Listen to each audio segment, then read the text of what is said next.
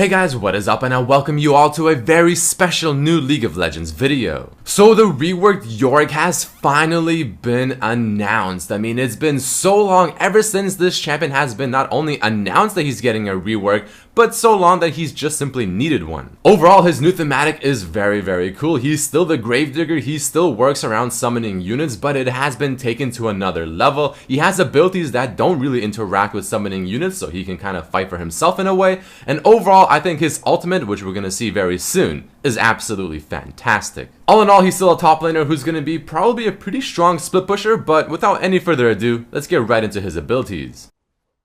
So his passive is what his whole kit will essentially revolve around. Yorick is able to have 4 Mistwalkers active at a time, which are now the name for his ghouls. If they go too far from Yorick, they will slowly decay, or if they go too far away from the Maiden of the Mist, which is his ultimate. Whenever enemy minions or neutral monsters die, they have a chance to spawn a grave, but when an enemy champion dies around Yorick, it will 100% spawn a grave. But I'm sure you're wondering what the hell these graves are even used for, so let's go right into his Q, which is what interacts with his passive even further.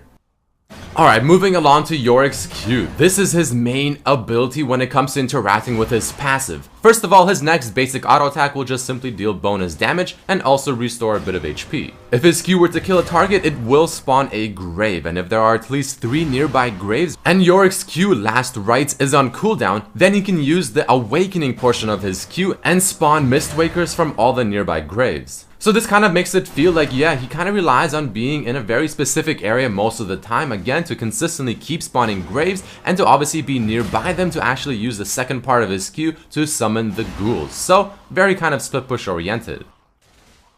Yorick's W ability is a very simple one. He summons a destructible wall of corpses to enclose an area for a few seconds. Now notice how I said destructible. So yes, enemy champions stuck within can destroy the wall and be released early. All in all, this is just the best way for the person to stand in one spot while all of Yorick's ghouls jump on them, and especially his ultimate, which we're going to get into very soon.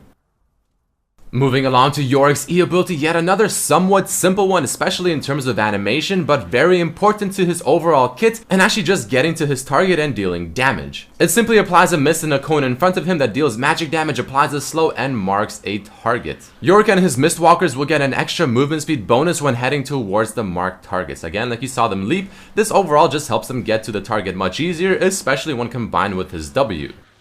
And last but definitely not least, we have Yorick's ultimate, which I think is absolutely fantastic. He summons the Maiden of the Mist, which is that creature you see on your screen right now, and at higher ranks, she will also bring in some Mistwalkers. Now, it does not seem like Yorick has any control over this creature, and she just kind of goes on by herself and just follows the minion path, but she will attack whatever she sees in front of her. But if Yorick were to attack the same target that she is, he will be dealing bonus magic damage based on the enemy's maximum HP. So this is very strong when it comes to split pushing, because imagine if you have your graves ready to go, you trap them in your W, use your Q, the ghouls spawn, eat the target while they're trapped in your W because it's easy to hit, the ghouls jump on them, and your ultimate is also whacking away the whole time. I mean, that's a lot of damage, that's going to be very strong split pushing, and I'm sure she can attack towers as well, so very strong ability.